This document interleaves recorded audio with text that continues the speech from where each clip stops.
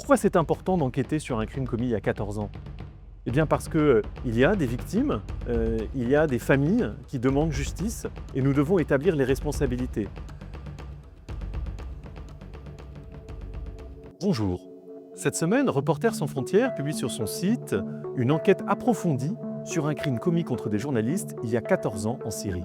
Le 22 février 2012, la journaliste américaine Mary Colvin et le photoreporter français Rémi Hochlik étaient tués dans une frappe.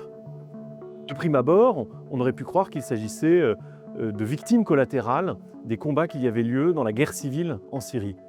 En réalité, il n'en est rien, et l'enquête que nous publions avec le collectif de journalistes d'investigation syriens Siraj montre que tout cela est le fruit d'une frappe ciblée, planifiée de longue date. On découvre que dès la fin de l'année 2011, le régime de Bachar el-Assad cherche à identifier les journalistes internationaux qui pourraient s'être introduits sur son sol et qui pourraient filmer la guerre du point de vue des forces syriennes libres. Nous avons eu des témoignages glaçants qui expliquent qu'il y a eu une grande joie au sein des forces syriennes après ces frappes qui ont tué les journalistes. Il y a eu aussi une volonté de pourchasser les journalistes comme Edith Bouvier qui n'avaient pas été tués et seulement blessés. Pourquoi c'est important d'enquêter sur un crime commis il y a 14 ans?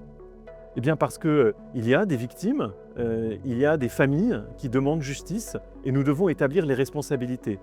Un certain nombre de mandats d'arrêt ont été émis dans cette affaire, mais nous pouvons aller plus loin dans la granularité pour comprendre quels étaient les régiments en présence, quels étaient les responsables militaires qui ont été impliqués dans la prise de décision et dans la mise en œuvre de cette frappe.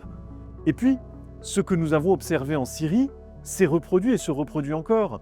Il y a notamment à Gaza des pratiques des forces armées israéliennes qui visent à cibler des journalistes. Le journaliste français Anthony Lalican a été tué par un drone russe en Ukraine. Il ne faut pas croire qu'il y a là une fatalité. L'impunité peut être combattue et je crois que le journalisme, au renfort du journalisme, c'est une piste que nous devons favoriser, explorer. Continuons à enquêter sur les crimes commis contre les journalistes pour mettre un terme à cette spirale de l'impunité. Je vous remercie.